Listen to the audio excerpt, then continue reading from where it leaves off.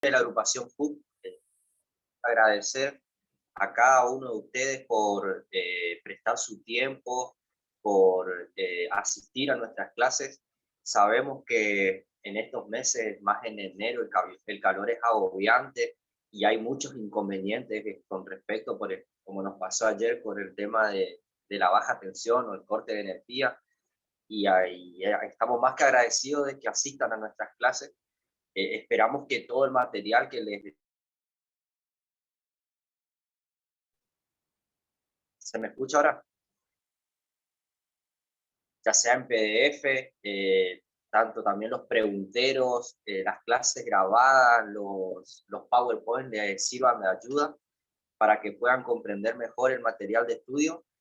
Y nada más que agregar, otra cosa más que se me olvidaba antes que comience el profe, es que cualquier duda con respecto a las clases migratorias, con respecto al examen de ingreso, como también sobre la clase, algún tema que no entendieron, al final pueden dejarlo en el chat, el profe lo va a leer, nos vamos a leer para que se explique de nuevo el tema. Nada más para agregar, les dejo con el profe para que dé inicio a la clase. Buenos días, ¿cómo están?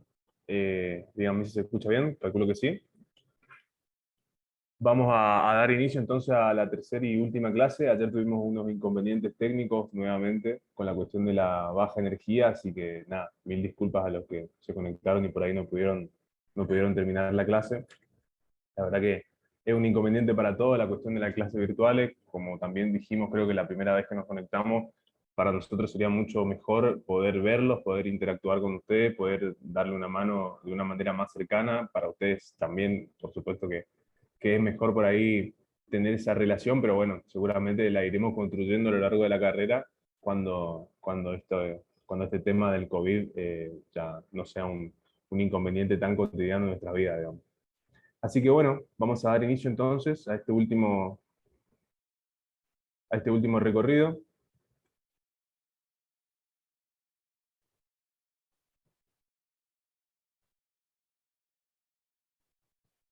Me dirán ustedes si está viendo el Power.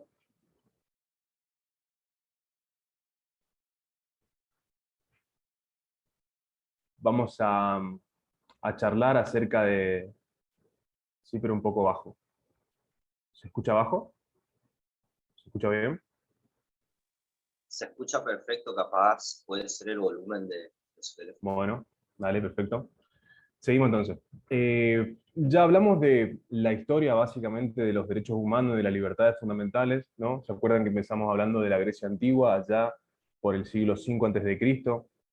Después hablamos también de los romanos, ¿no? Ese imperio de 1700 años de hegemonía a nivel geopolítica, que justamente con Justiniano hizo un aporte invaluable y hasta el día de hoy sumamente vigente a lo que es todo el derecho de origen latino, y por supuesto que el nuestro está muy marcado por lo que son las enseñanzas, las instituciones, ¿no? Como el matrimonio, por ejemplo, ¿se acuerdan que hablamos de eso? El patrimonio, todos conceptos de origen romano, de origen del derecho romano.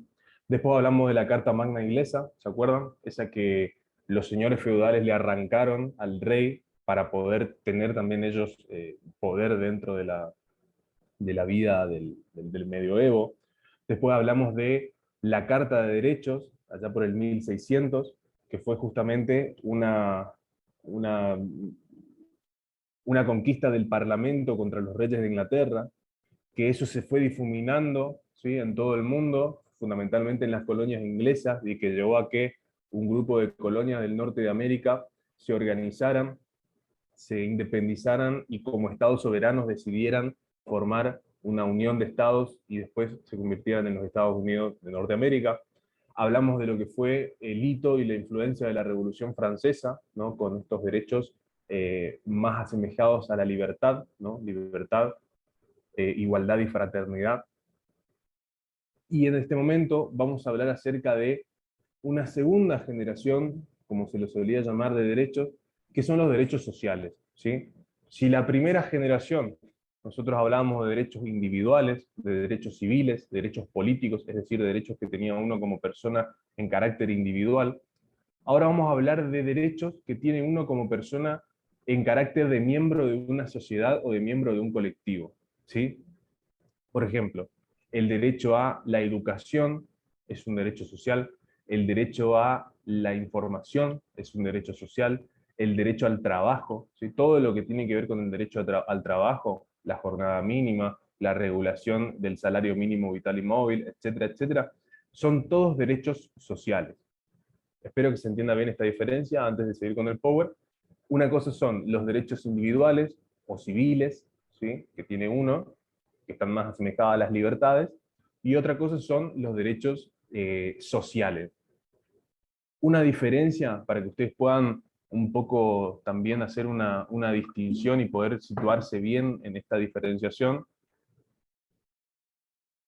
es que generalmente los derechos civiles demandan del Estado, no del gobierno, sino del Estado en general, del Poder Ejecutivo, Legislativo y Judicial, una actitud abstencionista, es decir, que el Estado no viole los derechos humanos, ¿sí? Por ejemplo, ¿cómo se consagra mi libertad ambulatoria, es decir, mi libertad de circular por la ciudad, y con que el Estado no me detenga arbitrariamente? Ya en ese caso estaría cuidando de que yo pueda hacer uso de ese derecho, ¿sí?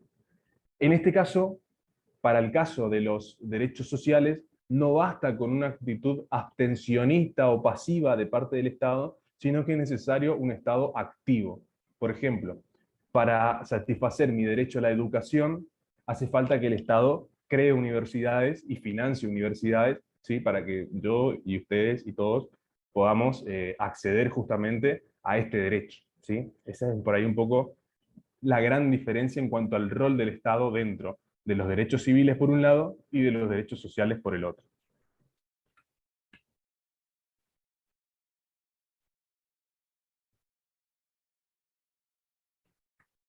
Bien, está corriendo el Power entonces, avísenme si hay algún problema con eso. Sí, está corriendo. En 1948, esto ya lo vimos, acá. De conformidad con los principios del liberalismo económico, dice el autor, se partió del reconocimiento de que el Estado no debía intervenir en la economía, ¿sí? ¿Se acuerdan que veníamos de un Estado monárquico, de un Estado donde el rey ejercía el poder en términos totales, no existía la división de poderes, ¿sí? Y por lo tanto la intromisión del Estado era justamente lo que buscaba evitarse, ¿sí? Para poder consagrar las libertades de las personas, de los burgueses, del clero, etcétera, etcétera, ¿sí? Entonces, para poder frenar al Estado, la teoría del liberalismo lo que decía es que había que limitar lo más posible a este Estado, ¿sí? O al gobierno. Por lo tanto, el Estado no debía intervenir en la vida económica.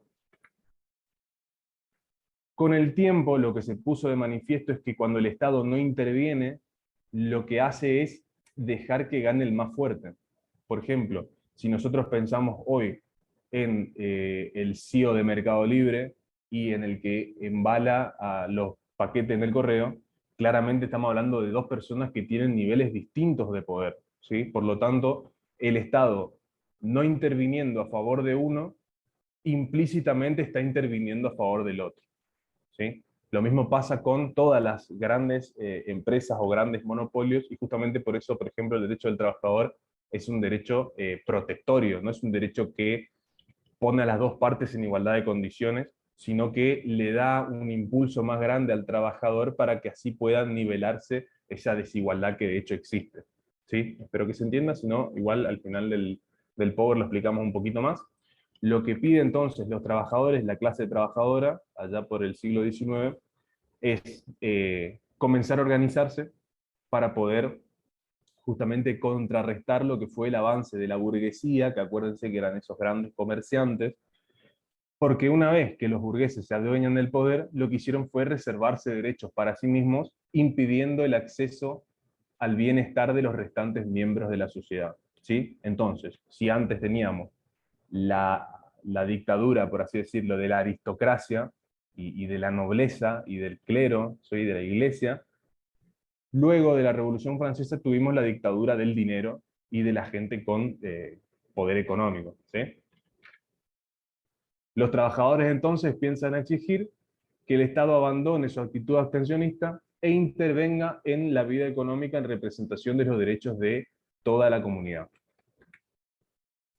Por último, entonces, los textos constitucionales empiezan a reconocer estos derechos sociales, ¿sí? No solamente se empieza a reconocer a nivel internacional a través de pactos, tratados y convenciones, sino también a nivel constitucional con reformas constitucionales en todos los países del mundo, reconociendo, por ejemplo, el derecho al empleo, el derecho a la capacitación, a la seguridad social, al salario mínimo, a la jornada máxima, porque antes, imagínense que los trabajadores podían estar 15 horas en la fábrica porque no existían leyes protectorias de jornada, a la asociación profesional, la contratación colectiva y la huelga, que comienza como un movimiento ilícito y recién después empieza a tener carácter constitucional y carácter de tratado internacional también, ¿no?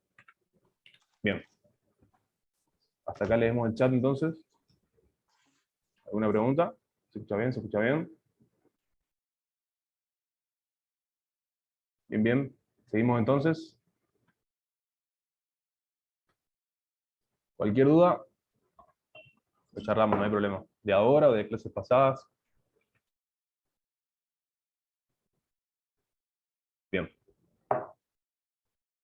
Estamos entonces ahora viendo lo que es el capítulo 11, o el apartado número 11, si todo esto es el capítulo 1 en realidad en el libro, que es el tránsito de los derechos del hombre a los derechos de la mujer, ¿sí? Por ahí no hace un análisis muy detallado y muy exhaustivo el autor, por eso nosotros no vamos a meternos tanto como quizás el tema lo sugeriría, ¿no? Porque es un tema por demás importante y muy, muy rico de ver, sobre todo de cómo los derechos y las libertades muchas veces se piensan universales, pero en realidad solamente benefician a un sector, ¿sí? En este caso el sector de los hombres. Todo esto que vimos, ¿se acuerdan que hablamos del sufragio censatario y hablamos del sufragio universal? En ningún momento estuvimos hablando del sufragio femenino, ¿sí? El sufragio de las mujeres recién se logra en Nueva Zelanda en el año 1893, tengo entendido, por ahí puede haber algún error de tipeo, ustedes fíjense, pero la colonia británica de Nueva Zelanda es la primera que consagra justamente el derecho de las mujeres a poder elegir sus representantes, que imagínense que es el primero de los derechos, ¿sí? Porque si una mujer, por ejemplo, no puede estar dentro del Parlamento o dentro del gobierno, muy difícilmente puedan consagrarse muchísimos otros derechos de las mujeres que no están visibilizados justamente porque el gobierno era ejercido solamente por hombres, ¿sí? El primer país europeo es Finlandia, ¿sí? En el año 1906. Estamos hablando de relativamente muy poco en términos históricos. Acuérdense que empezamos hablando de el 600 o 500 antes de Cristo, y de ahí hasta esta parte pasaron 2500 años, y recién hace 100 años, relativamente, estamos hablando del derecho al voto de la mujer. Y tuvo un impulso muy grande durante las guerras mundiales, ¿sí? La Gran Guerra, que es la Primera Guerra Mundial, del 14 al 19, y la Segunda Guerra Mundial, del 39 al 45, tuvieron lo que se denominó movimientos sufragistas, ¿sí? Que seguramente quizás habrán visto en alguna serie o en alguna película, ¿sí? Las mujeres participan activamente de la guerra y por lo tanto exigen del Estado y de los gobiernos el reconocimiento de su derecho a poder elegir también a sus representantes y de participar del gobierno, ¿no? Estos movimientos sufragistas entonces conquistan el derecho al voto en Gran Bretaña en el año 1918, en la Unión Soviética, Alemania y Canadá en el año 1919 y en Estados Unidos en el año 1920. Después, con la Segunda Guerra Mundial, viene la segunda oleada de países, entre los cuales ingresa, por ejemplo, la Argentina, ¿sí? Que a fines de los 40 consagra también el derecho al voto femenino. Bien. La Declaración Universal de Derechos Humanos, dice el autor, en el artículo 21, reconoce de manera implícita este derecho, ¿sí? Yo ahí cité una parte nada más, el autor cita todo el articulado, les recomiendo que lo miren. Y en el año 1979 se dejan las dudas de lado con la Convención sobre la Eliminación de toda forma de discriminación contra la mujer en donde explícitamente se consagra el derecho al voto de la mujer. Bien. Profe, eso tiene que ver porque las mujeres que murieron en esa época, cuando las mujeres no tenían derecho, hasta que se dio esa fecha para que las mujeres tengan derecho. Si podés precisar un poquito más tu pregunta, Javier.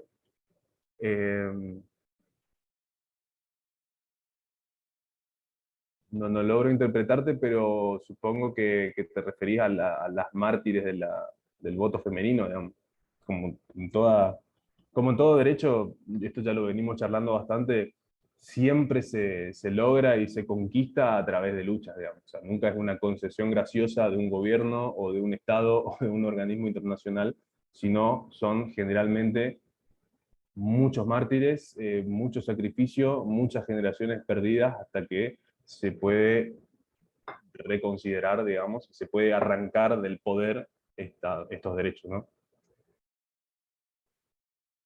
¿Alguna otra pregunta?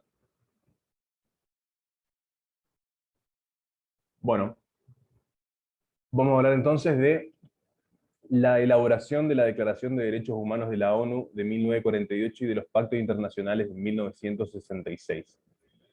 Nosotros habíamos hablado acerca de la aparición de los derechos humanos o la irrupción de los derechos humanos en la historia tal cual los conocemos hoy, ¿sí? No siempre los derechos humanos tuvieron todas las características que hoy tienen, inalienables, ¿sí? Inajenables, etcétera, etcétera.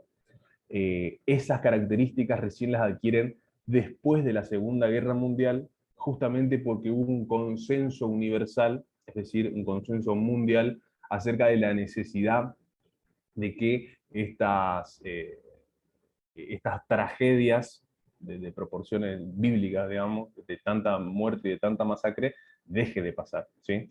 Ya hubo un intento de organización mundial con la Sociedad de las Naciones después de la Primera Guerra Mundial, que fracasó, por supuesto, porque después vino la Segunda, ¿sí? Que era básicamente lo único que tenía que intentar evitar. Y después de la Segunda Guerra Mundial, entonces, se genera un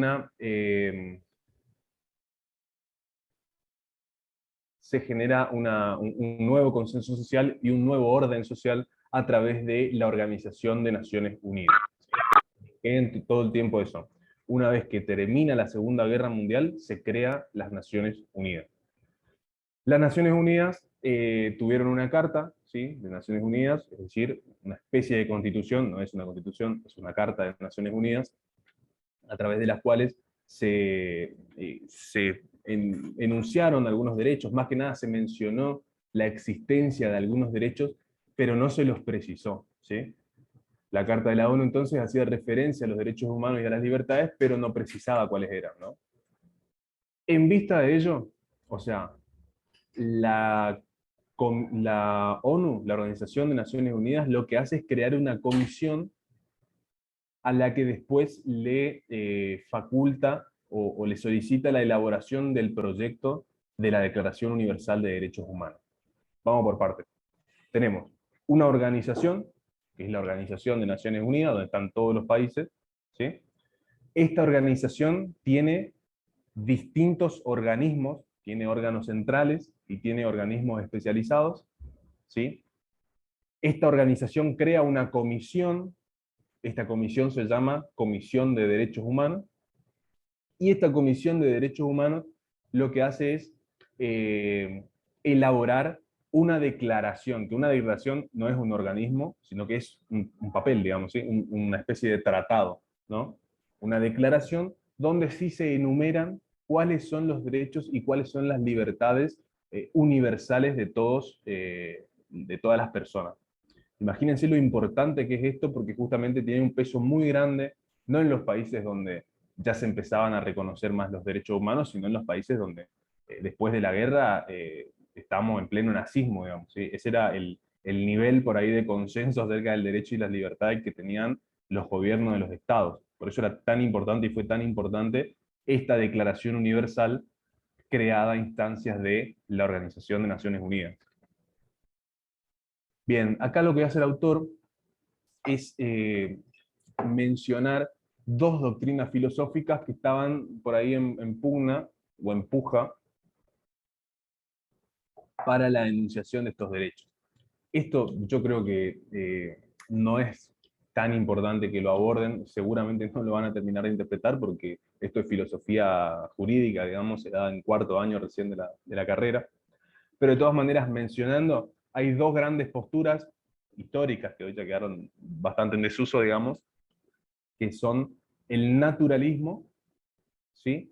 Y los que están en contra del naturalismo, ¿sí? ¿Qué dice el naturalismo? Que hay derechos que tiene el hombre por naturaleza, es decir, que ya vienen dados por su esencia de ser humano, ¿sí? ¿Qué es lo que dicen los que no son ius naturalistas? ¿Sí? Ius significa derecho, creo que ustedes lo saben, si no por las dudas se los digo.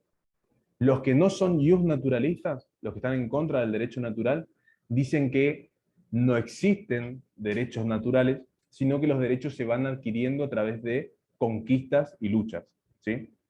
Entonces, están los que aceptan más o menos explícitamente a la ley natural como fundamento de los derechos, es decir, que el hombre en razón de su naturaleza posee ciertos derechos fundamentales, inalienables, anteriores y superiores a la sociedad y al Estado, y están los que rechazan la ley natural como fundamento de los derechos. Es decir, los hombres, a través del desarrollo histórico de la sociedad, conquistan ciertos derechos que se confirman y ratifican a través de luchas reiteradas y constantes. Esto, les repito, no creo que sea para que ustedes se puedan inmiscuir mucho más, pero básicamente les pongo ahí las dos posturas como para que puedan saber en el caso de una posible pregunta, ¿no? Bien. Si vamos un poquito rápido, me dicen. Si hay alguna pregunta, la escriben en el chat, la explicamos de nuevo, no pasa nada.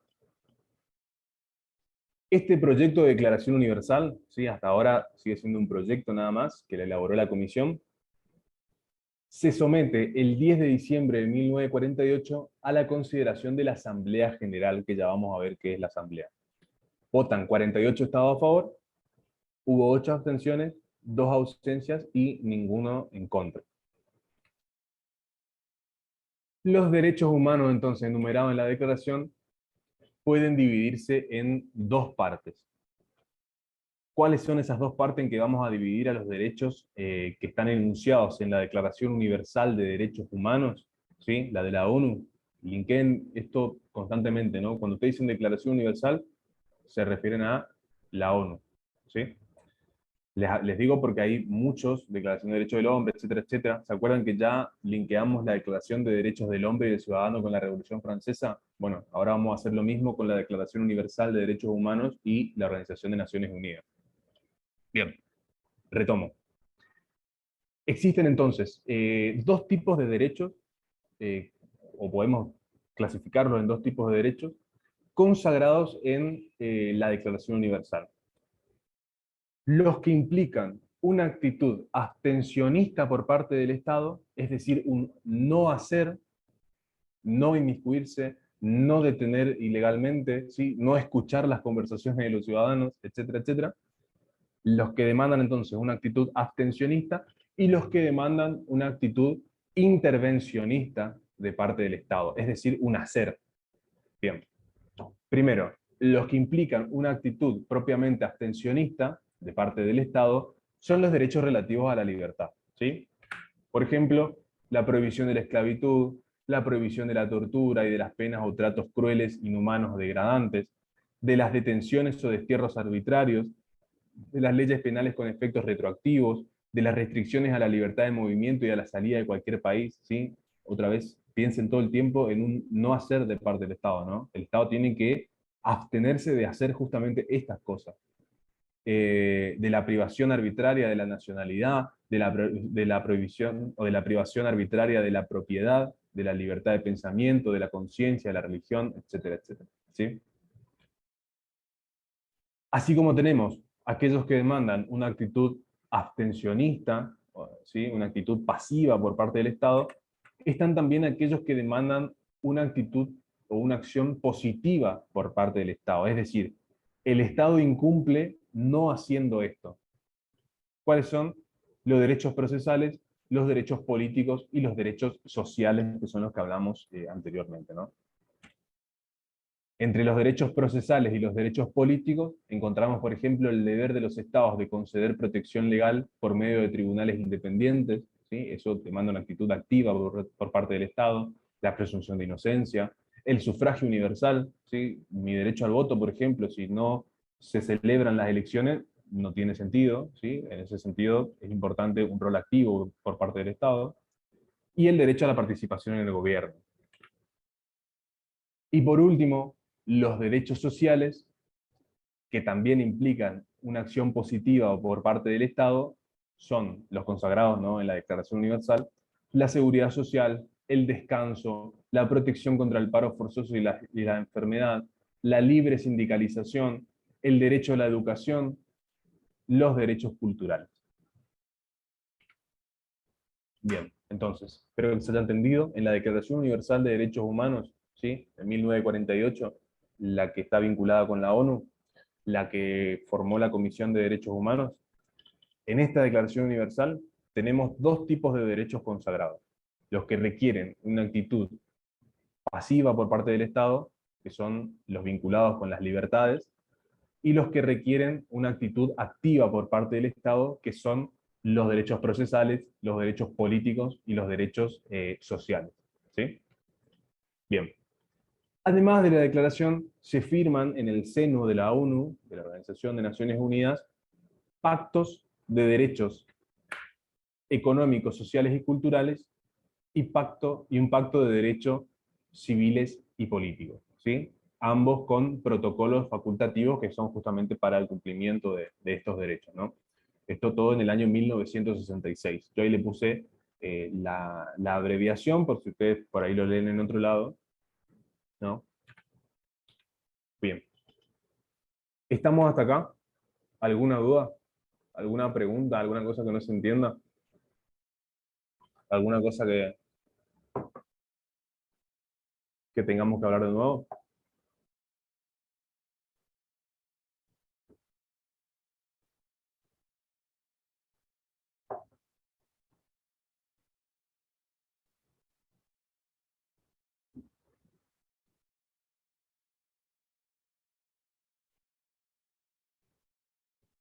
¿Podría repetir? Decime qué y repetimos.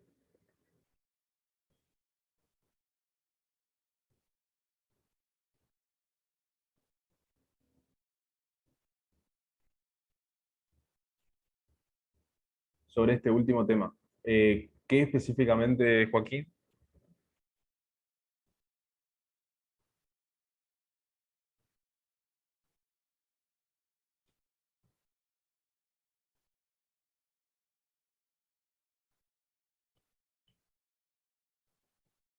Si podés precisar mejor tu pregunta. ¿Cómo se llega a los derechos sociales? Bien. Eh, este tema es por demás interesante porque, como les decía, el derecho tiene una vinculación absoluta tanto con la historia como con la política. Por lo tanto, inmiscuyéndose en la historia y siendo bastante curioso, uno puede lograr entender o comprender, mejor dicho, cómo van apareciendo los derechos a lo largo de la historia, ¿sí? Veníamos de la Edad Media, ¿no?, del siglo V al siglo XV, del 500 al 1500, con un Estado dividido en estamentos, ¿sí?, donde los vasallos tenían ningún tipo de derechos y ningún tipo de libertades, ¿no? Las libertades que se pudieron ir conquistando, entre comillas, eran libertades que tenían los señores feudales, es decir, aquellos que estaban bastante arriba en la pirámide jerárquica social, ¿no? La plebe, los vasallos, el pueblo, estaba muy relegado en términos de libertades y ni hablar en términos de derechos, ¿sí? Con la Revolución Francesa eso empieza a tener un quiebre, ¿sí? Y algunos de la clase baja comienzan a poder subir un poquito algunos peldaños, pero solamente aquellos pertenecientes al sector burgués, es decir, a los comerciantes, ¿sí? Los burgueses, los dueños de las primeras fábricas de masa, etcétera, etcétera. Con la Revolución Industrial ya comienzan a tener muchísimo más poder, después de la Revolución Francesa, eh, pero a la vez el crecimiento de la burguesía, donde ya habían derechos civiles, ¿sí?, derechos de primera generación, eh, libertades fundamentales, por ejemplo, consagradas ya existían, ¿no? Estos primeros derechos, los que demandaban una actitud abstencionista por parte del Estado. Lo que pasaba con este crecimiento económico y en términos de poder o político de la burguesía es la marginación de grandes masas del sector trabajador, ¿no? Las enormes mayorías sociales y populares quedaban afuera de las riquezas que empezaba a dar la revolución industrial, la producción en masa, etcétera, etcétera, ¿sí? Entonces, en el siglo XIX, estamos hablando del siglo XIX, la, la capa trabajadora, por así decirlo, ¿no? Ese sector social, comienza a exigir otra actitud de parte del Estado, ¿sí? Ya no me sirve que el Estado no haga nada, que no se meta, porque si no se mete, nosotros perdemos, digamos. Entonces, empiezan a haber huelgas, manifestaciones obreras, ¿sí? Luchas en todo el mundo, reclamando derechos sociales, es decir, no ya derechos individuales, libertades, etcétera, etcétera, sino derechos sociales, derechos como colectivo, derecho del trabajo, ¿no? El derecho a las jubilaciones, el derecho a la seguridad social, ¿no? Si no puedo trabajar, no me quiero morir, ¿sí? Quiero tener una pensión, por ejemplo, ¿no? Todos esos derechos sociales se consagran a partir del siglo XIX con las luchas obreras y las luchas de los movimientos colectivos. Por eso son derechos sociales. Espero que se haya entendido la respuesta. Pero el tránsito de los derechos individuales a los derechos sociales son justamente la revolución industrial y la marginación de las clases obreras, ¿no? Bien.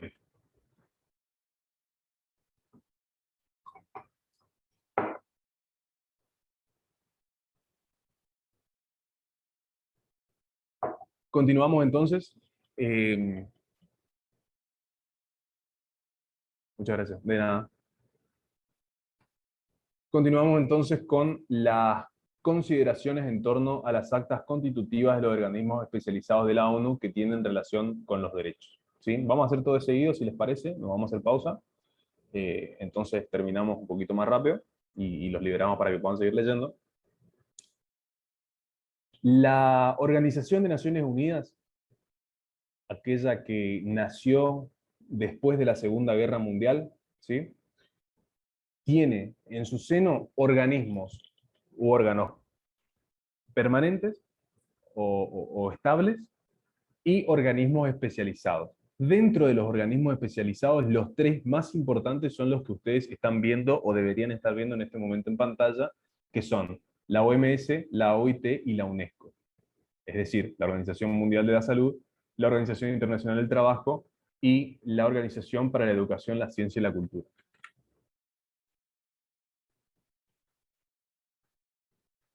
Bien.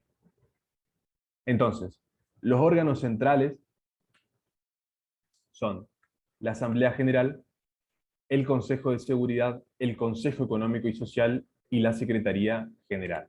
Vamos a ver uno por uno, muy por arriba, porque el autor otra vez no se inmiscuye en este tema, por lo tanto nosotros vamos a ir estrictamente a lo que dice el material, ¿no? Que va a ser la base de las preguntas. Pero vamos a detenernos en lo que en lo que son los órganos centrales, porque es importante entender más o menos el funcionamiento de la Organización de Naciones Unidas. El primer órgano central es la Asamblea General. La Asamblea General es una especie de legislativo, ¿sí? Porque es el órgano deliberativo, es donde los estados están todos representados, ¿sí? Ustedes cuando ven una conferencia de la ONU, generalmente es una Asamblea General, ¿sí? Donde hay representantes de todos los estados con las banderitas. ¿Se acuerdan del capítulo de Los Simpsons? Bueno, esa misma recreación.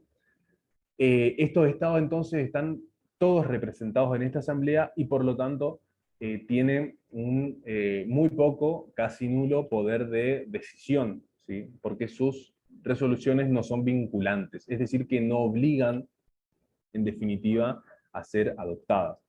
Sin ir más lejos, la Argentina, por ejemplo, tiene decenas eh,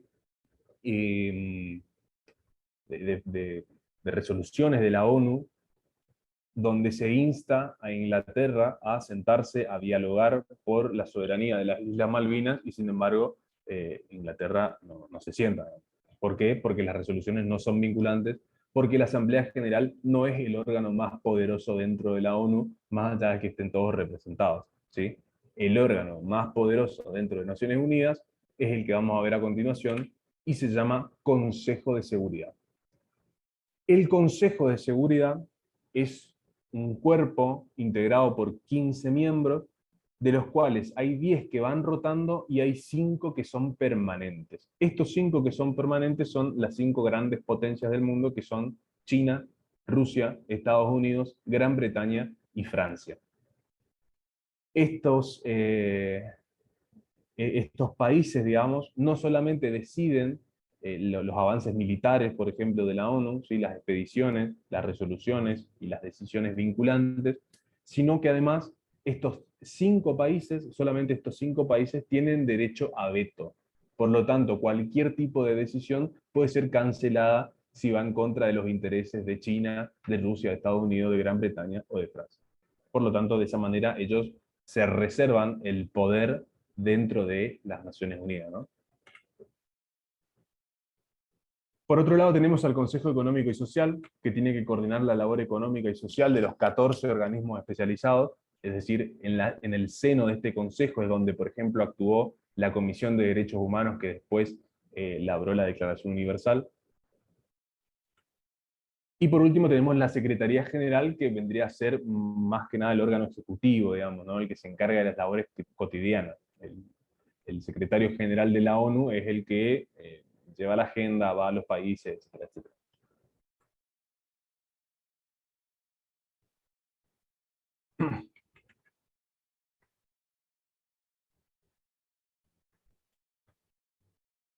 Bien. Vamos a ver entonces cada uno de los organismos especializados, y con esto más o menos vamos terminando, ¿sí? Acuérdense que cuando nosotros decimos organismos especializados, estamos hablando de casi 14 organismos especializados, de los cuales nos vamos a situar solamente en 3, que son los que menciona el autor, porque son los 3 más importantes. La OIT, la del trabajo, la OMS, la de la salud, y la UNESCO, que es la de la educación y el desarrollo, ¿no? Bien. La Organización Internacional del Trabajo se crea justamente por esto que hablamos de los derechos sociales y de los movimientos políticos en todos los países del mundo para consagrar los derechos sociales.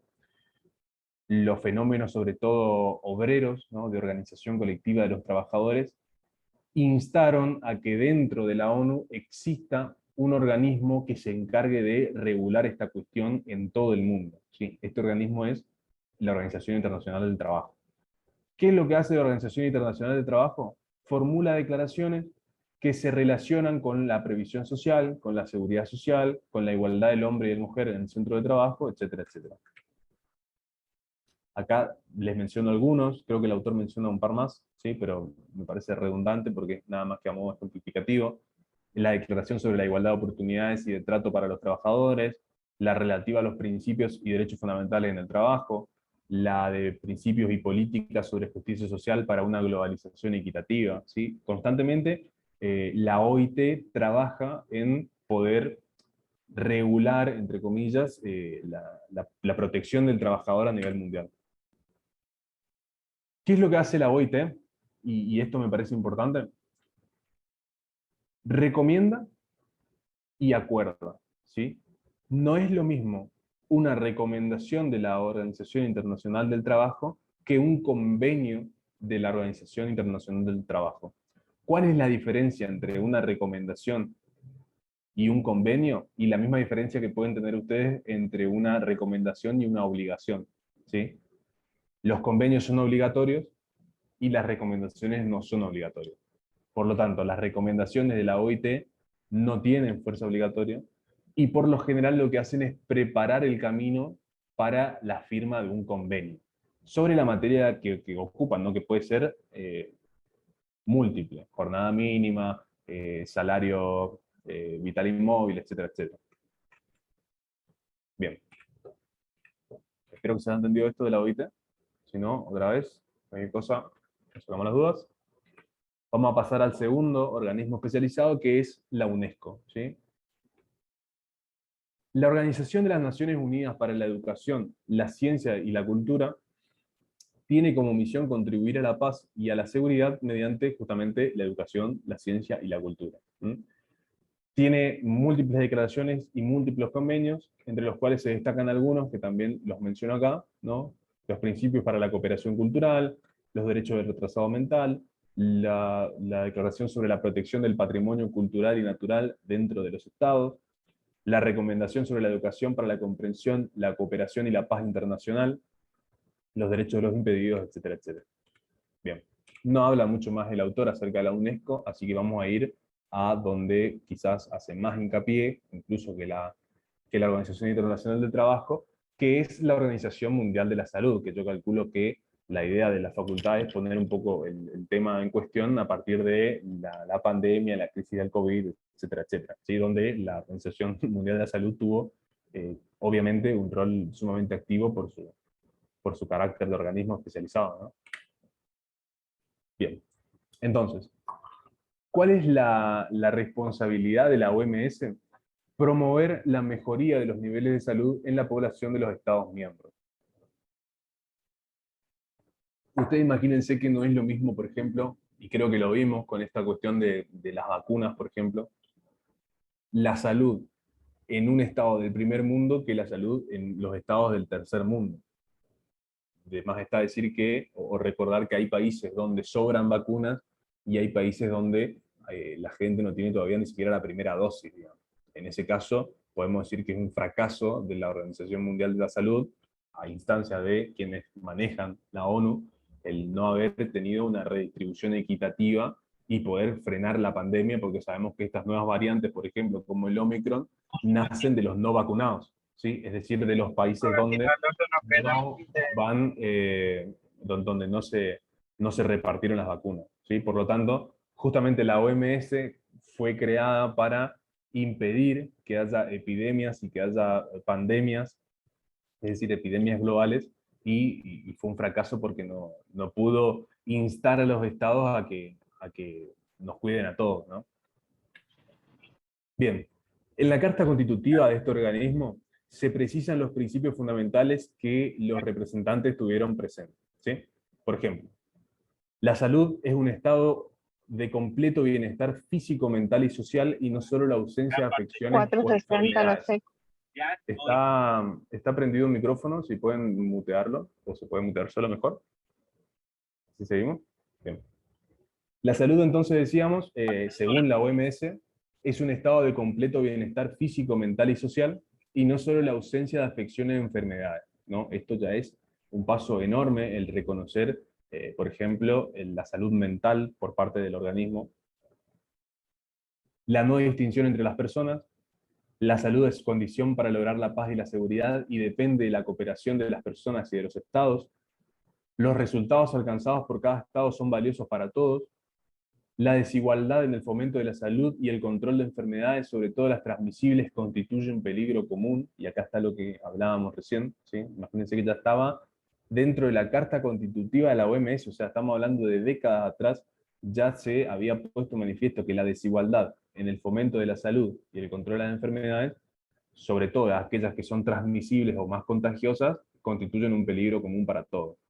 Y por último, la extensión a todos los pueblos de los beneficios del conocimiento médico, psicológico y afines es esencial para alcanzar el más alto grado de salud. Y acá podemos ver, por ejemplo, el tema de las patentes de las vacunas, ¿no? Que en definitiva no se terminaron liberando.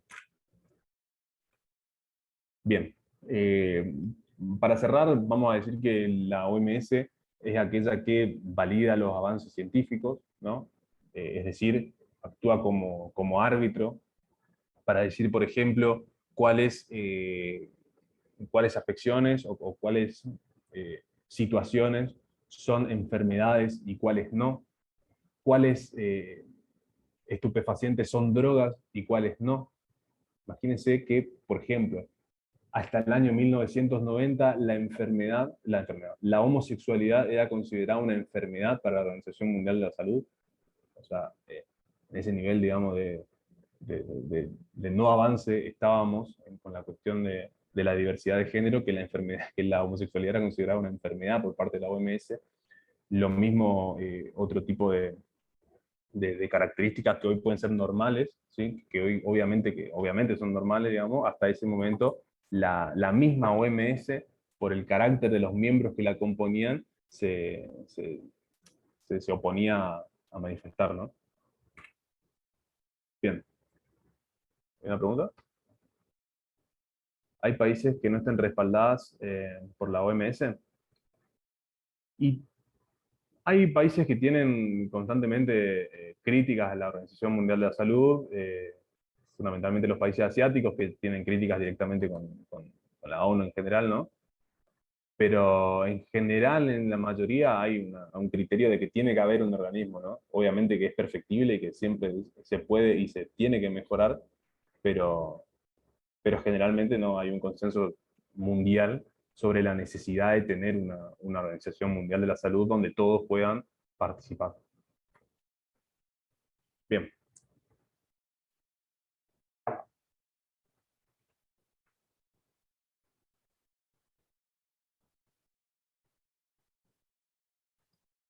Y con esto básicamente terminamos, chicos. Yo acá lo que hice fue, más que nada, ponerle en una lista, ¿no? Ahí van a ver el preámbulo. Y acá están los artículos, la Declaración Universal, ¿no? Estos son el resto de los artículos. Para no leer artículos, porque básicamente lo único que se puede hacer en esta parte del libro, del cuadernillo, vamos a decir que tenemos declaraciones, recomendaciones y convenios de los organismos especializados que se relacionan con los derechos humanos. Lo que hace el autor es mencionar todos, absolutamente todos. Yo lo fui poniendo así como ustedes vieron, digamos, por casilleros, según se trate de artículos, según se trate de declaraciones, según se trate de tratados o del preámbulo de la Organización de las Naciones Unidas, pero básicamente el tema termina acá. ¿Alguna duda? ¿Algo que no se haya entendido desde Grecia para acá? ¿Qué pasa con países con escasez de todo y están asociados a la OMS? ¿Por qué no interviene? Esa es una gran pregunta, Elias, para hacerle a la OMS sobre todo. ¿Sí? Eh, Generalmente todas estas cosas tienen su razón de ser en la desigualdad que existe en el mundo, ¿no?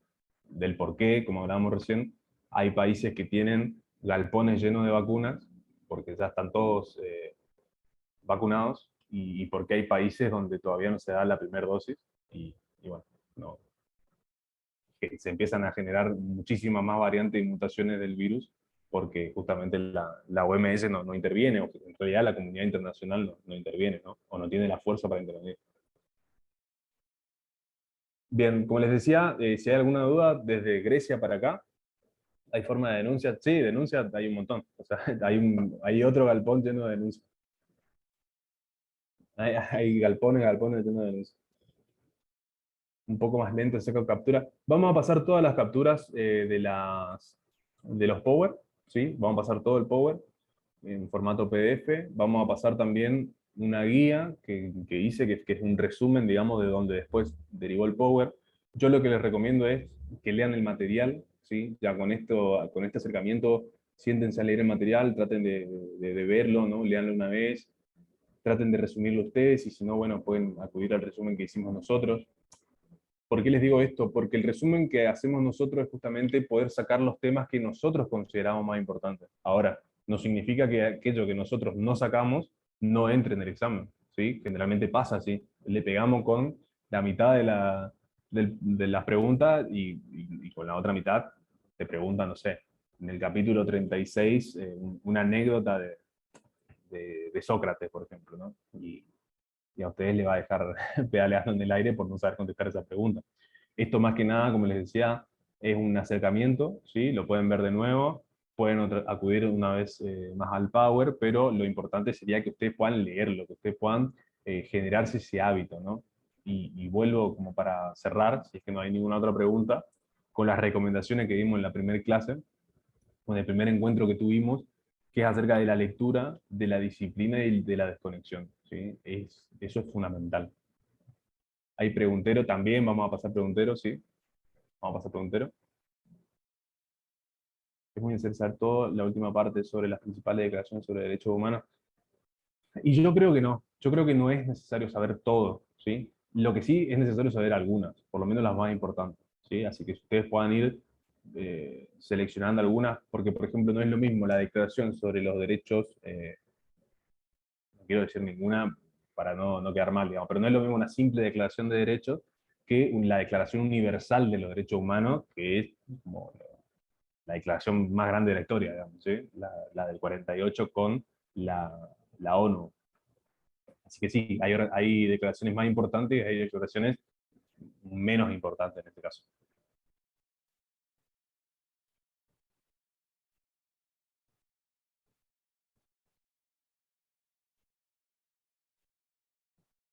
¿Alguna otra pregunta?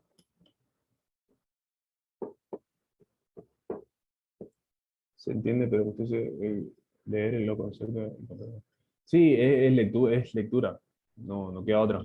Porque además después nuestra profesión también se trata de eso, ¿no? Así que si nosotros nos enamoramos de la lectura ahora ya en el ingreso, es lo mejor que nos puede pasar. Si podemos levantarnos temprano porque queremos, ¿sí? Porque nosotros mismos nos ponemos esa autodisciplina y podemos leer otra vez media hora sin mirar el celular, y después a la tarde leer una hora sin mirar el celular, y después el otro día leer una hora y media sin mirar el celular, y así como ir poniendo unas pequeñas metas, va a ser muchísimo más fácil para nosotros que podamos el día de mañana, ¿no? Cuando estemos en segundo, en tercero y agarremos unos libracos así, poder sentarnos y no estar todo el tiempo viendo a ver qué pasa, digamos. Esto de la conectividad es un flagelo global que nos pasa a todos, de todas las generaciones, pero fundamentalmente, como también dijimos en la primera clase, a todos los que somos menores de 30 años, nos castiga muchísimo en la psiquis el no poder mantener una concentración por más de 30 minutos. La verdad que es muy difícil, pero es un esfuerzo también. Y la diferencia entre el que sobresale y el que no sobresale es el que lo intenta y el que se pone esas metas, ¿no? ¿Algún país no forma parte de la ONU? Y hay algunos países que no forman parte de la ONU, sí, pero son también la gran minoría. En lo personal saco la parte más importante de cada concepto y logro entender mejor. Eso es lo importante, ¿no? Poder verlo de distintos ángulos. Por eso también nosotros cuando pusimos algunas declaraciones o algunos derechos, los mencionamos de otra forma, para que ustedes puedan linkear más con el concepto que con el texto, ¿sí? Con el texto así memorizado. Porque lo memorizado no creo que les sirva, digamos, teniendo lógica, historia, jurídica. ¿Sí? Si ustedes quieren memorizar, para mí se les va a hacer una ensalada, pero bueno, eh, también está en cada uno ver cuáles son sus aptitudes, ¿no? ¿Desde qué año comienza a ser la línea del tiempo? Y yo te recomiendo que comiences desde Grecia, ¿sí? Desde Grecia antigua. Si no me equivoco, es siglo V antes de Cristo. De ahí te recomendaría que empieces a hacer la línea del tiempo.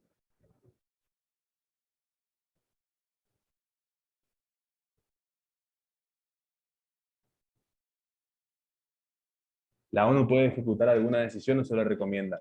Y mirá, depende. La Asamblea General, por ejemplo, que es el órgano deliberativo, solamente recomienda, ¿sí? Tiene resoluciones que no termina resolviendo nada.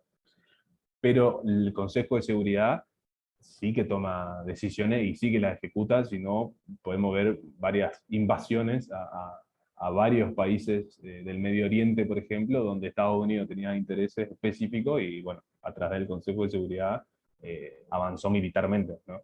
O por ejemplo, cuando avanzan militarmente, no solamente Estados Unidos, sino otros países, y la ONU no hace nada, ¿sí? En ese caso, esa misma abstención ya es la ejecución de una decisión de no hacer nada. Así que sí, el Consejo de Seguridad ejecuta, la Asamblea generalmente solamente recomienda. Bueno, creo que estamos, chicos.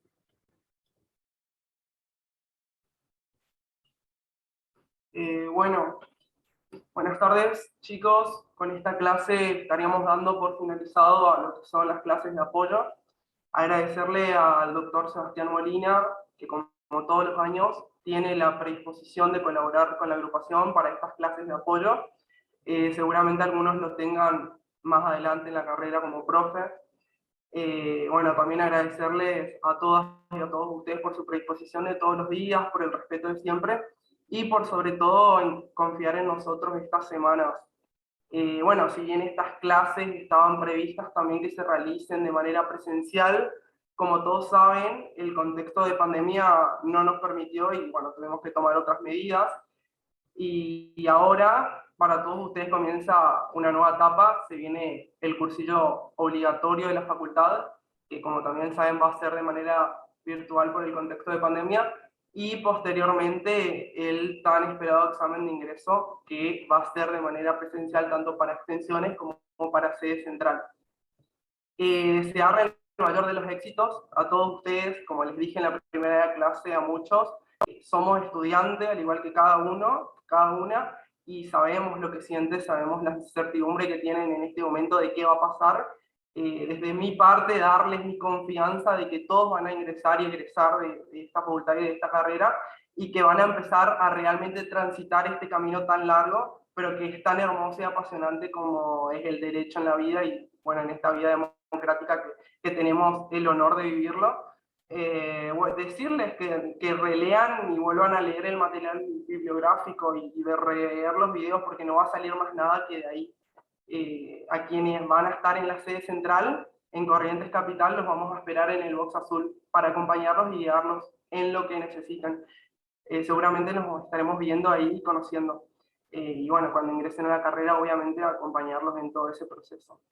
Bueno, solamente eso. Agradecerles a ustedes, desearles el mayor de los éxitos para todos y para todas, y que cuenten con nosotros en los grupos de WhatsApp en lo que necesitan. No sé si tienen alguna pregunta, alguna duda.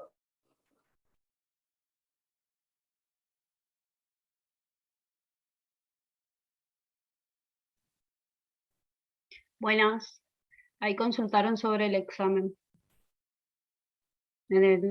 Dice, una consulta al hub. ¿Podrían explicar cómo sería el examen? Porque es 1 hora 30, si es de múltiple choice, todas las preguntas, cuántas son aproximadamente y con cuántos apruebo.